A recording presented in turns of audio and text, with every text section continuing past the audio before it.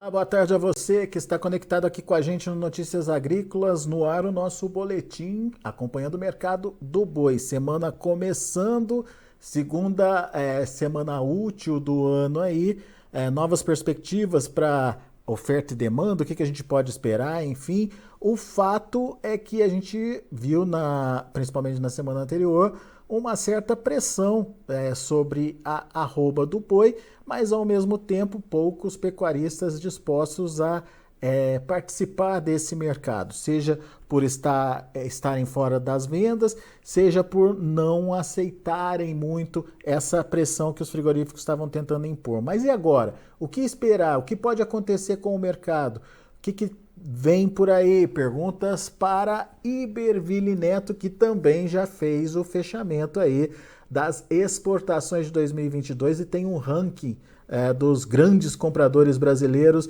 A gente vai comentar sobre isso também. Seja bem-vindo, Iberville. Obrigado por estar aqui com a gente. Semana começando. Alguma diferença da semana passada? A gente pode esperar algum comportamento diferente do que a gente viu acontecendo na primeira semana do ano? Seja bem-vindo, meu amigo. Olá, Alexandre. Olá a todos. É um prazer, Alexandre. Alexandre, a gente tem a semana começando meio lenta, como foi a última. A gente não... Testes de valores menores têm ocorrido, mas também sem efetividade.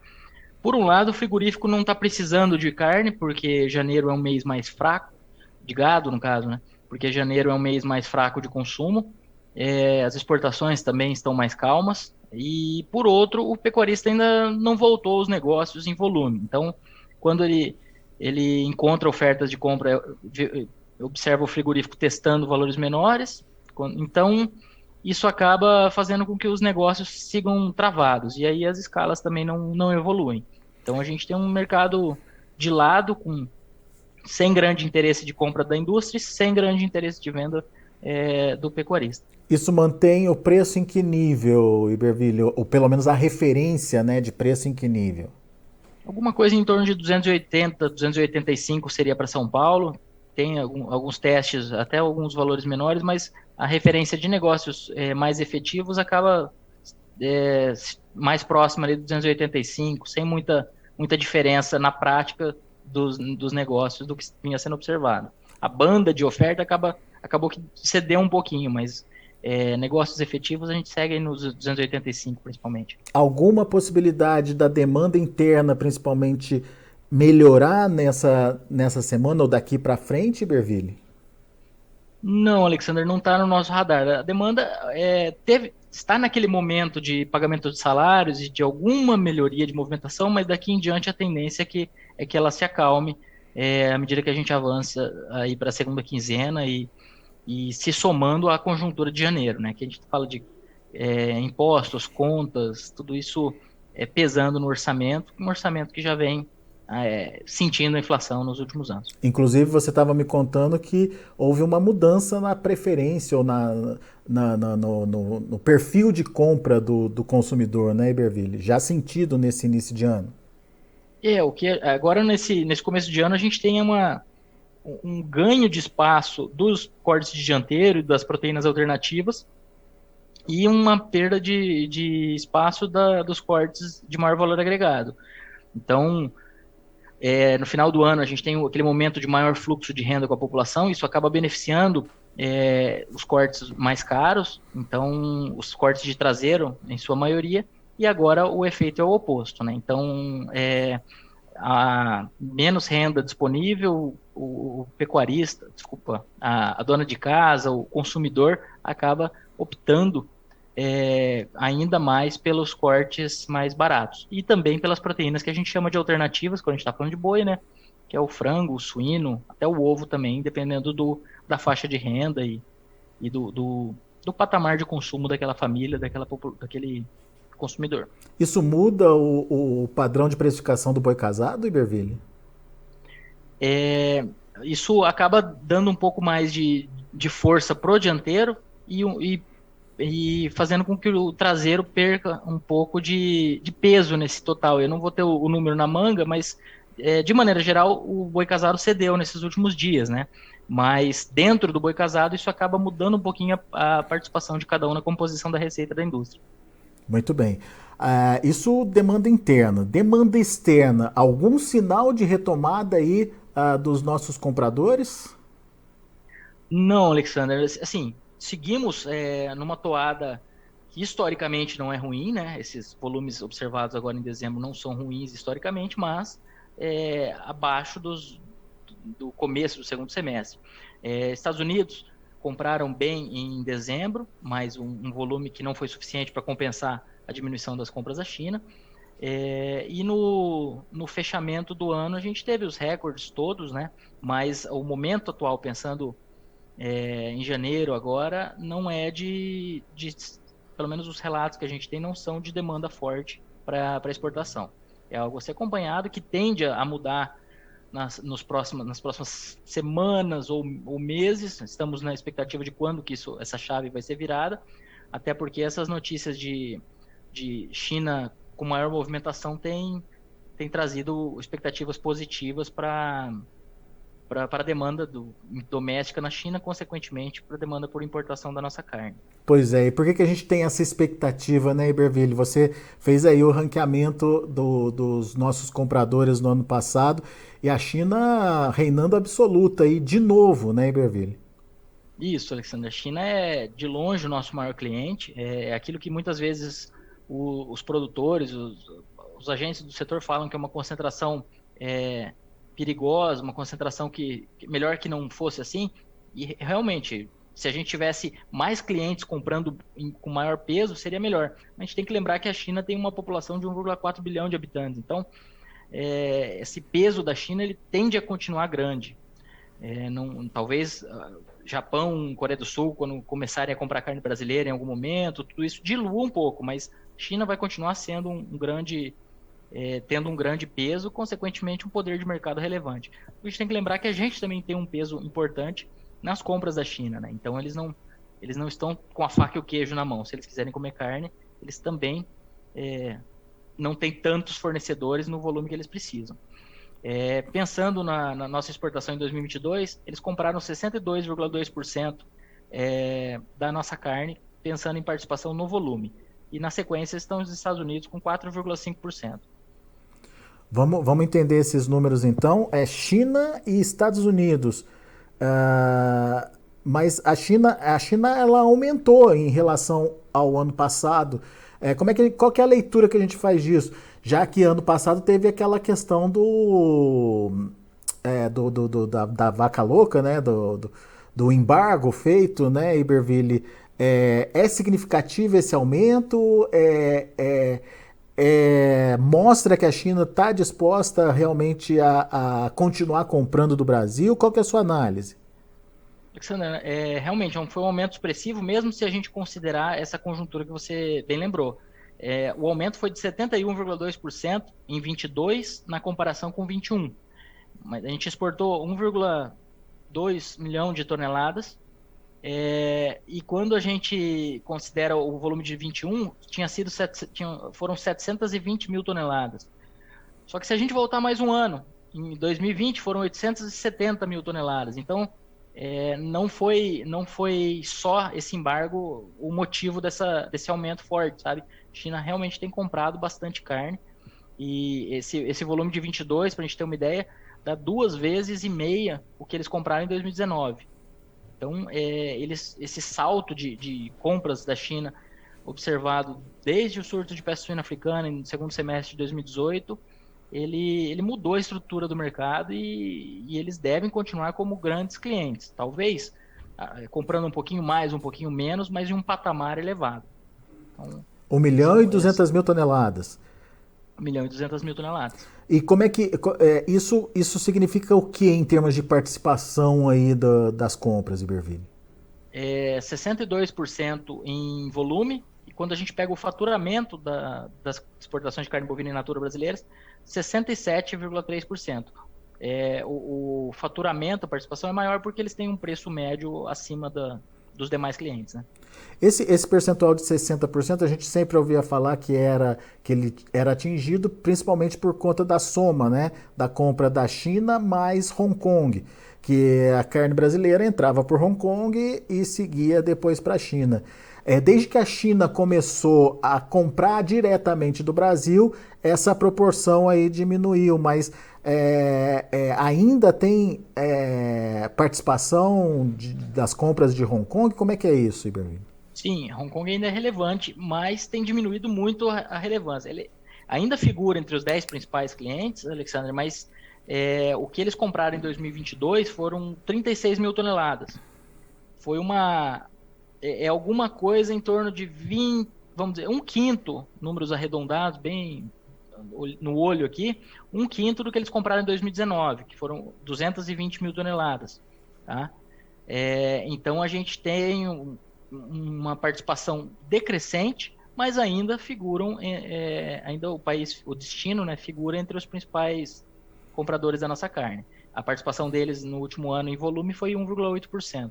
O que somado com 62% dá quase 64% de participação aí da China. Isso.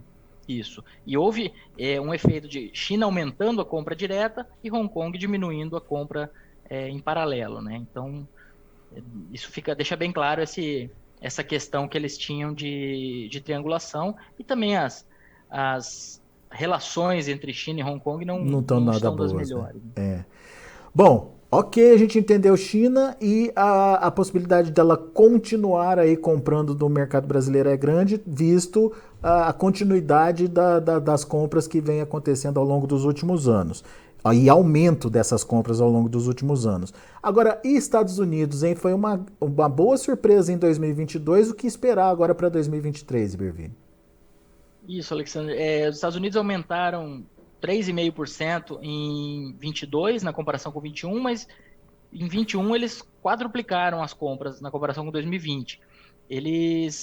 A gente manda carne para eles em uma cota junto com outros países, que basicamente o Brasil que contempla, que fecha essa cota, e essa cota ela vamos dizer, ela reinicia no começo do ano, uma cota isenta de tarifas de 65 mil toneladas. Então a tendência é que nos primeiros meses de 2023 a gente tenha bons volumes sendo vendidos, como foi no início de 2022, mas eu diria que pela conjuntura de Estados Unidos com redução de gado abatido, pela fase do ciclo pecuário que eles estão na fase de alta de preços, menor oferta, entrando nessa fase. Então, e o dólar valorizado lá, eu diria que tem espaço para que eles remanejem e possivelmente coloquem o Brasil em outras possibilidades de cotas aí para permitir que o Brasil consiga mandar mais carne para lá. Eles compram carne da Austrália também, a Austrália deve aumentar a oferta de carne, os abates devem aumentar em 2023, segundo o USDA, mas ainda estão entre os 3 menores aí dos últimos 30 e tantos anos. Então eu diria que eles devem, vamos dizer, há uma chance do Brasil ganhar algum espaço em cotas. E mesmo sem as cotas, a gente teve 11 mil toneladas exportadas para os Estados Unidos em novembro, em torno de 8, 9 mil toneladas agora em dezembro, e eles seguem comprando, mesmo já com a cota completa. Superada, né? E aí é com tarifa, né? Essa extra cota é com tarifa, o que demonstra que realmente eles estão... A competitividade, né? Oi? A competitividade da carne brasileira também, né? Isso, competitividade, a necessidade deles. E aí quando a gente pensa em Austrália, a Austrália se recuperando um pouco, mas a Austrália tem uma questão climática muito delicada. A gente está, ao que tudo indica, a partir de junho a gente tem já 90% de probabilidade de entrar com El Niño. O El Niño afeta o nordeste da Austrália com seca, normalmente também. O clima é sempre algo a ser acompanhado, mas tem esse impacto. Isso pode afetar a oferta de gado no segundo semestre, mesmo com essa expectativa de crescimento. Muito bem. A gente falou dos 2 principais compradores, mas nessa lista sua, quais outros você destacaria aí, Iberville?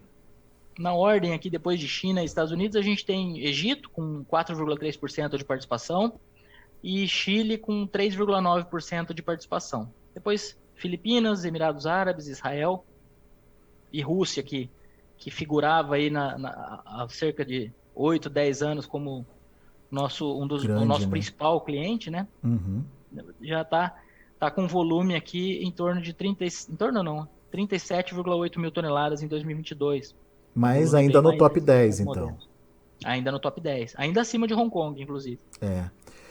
Muito bem, isso é uma condição favorável aí, obviamente. Agora, o Chile, você estava me contando que o Chile recuou, apesar de figurar entre os principais compradores, Chile recuou nas compras, Iberville? Isso, o Chile diminuiu 28,6%, mas, vamos dizer, se a gente bater o olho aqui nos últimos 4 anos, eles oscilam entre 80 a 110 mil toneladas. Então, houve essa oscilação, mas dentro de um movimento que tinha sido observado em outros anos, possivelmente devido ao preço e à competitividade aí da venda para a China, né? A China competindo e encarecendo a nossa carne para outros mercados, pelo menos no começo do ano. Está dentro de um histórico, então, deles, né? Não dá para a gente falar que isso tá sendo algo, uma tendência muito clara. Tá? Eles têm observado nós temos observado essa oscilação. Vamos acompanhar, claro que, mas no histórico, essa oscilação não é nada absurdo. Muito bem. Só para a gente agora, então, amarrar tudo, vamos falar de oferta, né? O que você espera da oferta aí? Até o momento, o pecuarista está reticente aí em aceitar a pressão nas cotações, mas é porque ele também está fora das vendas nesse momento, né, Iberville? O que você espera aí do comportamento vendedor do pecuarista, hein? Sandra, a tendência, na nossa visão, claro, né, a expectativa é que o pecuarista vá voltando às vendas, mas como ele tem essa pastagem, ele tem esse cenário aí ele não tem essa data de validade que o confinador tem, a gente não espera uma pressão em algum momento muito contundente antes da chegada da seca. A gente espera um aumento da oferta gradativo, que deve ser suficiente para gerar pressão, mas o que a gente está querendo dizer é que não deve haver uma concentração, pelo menos não está no nosso radar. É um aumento mais gradativo que tem que ser equilibrado e ponderado juntamente com essa volta e quando que vai ocorrer essa volta da demanda por exportação.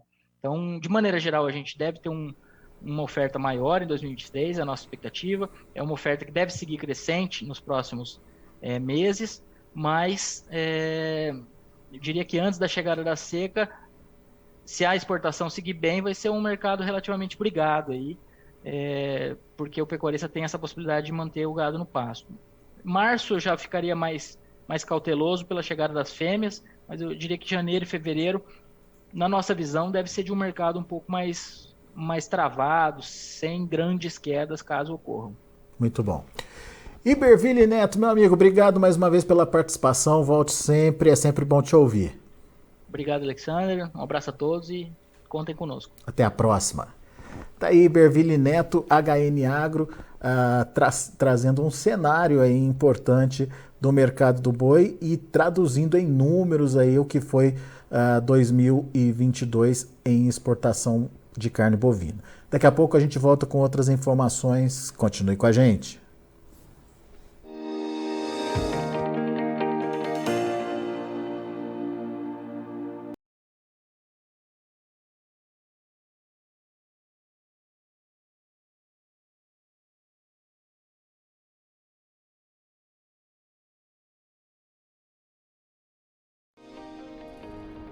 Se inscreva em nossas mídias sociais no Facebook Notícias Agrícolas, no Instagram @Notícias Agrícolas e no nosso Twitter @Notiagre. E para não perder nenhum vídeo, não se esqueça de nos acompanhar no YouTube e na Twitch, Notícias Agrícolas Oficial.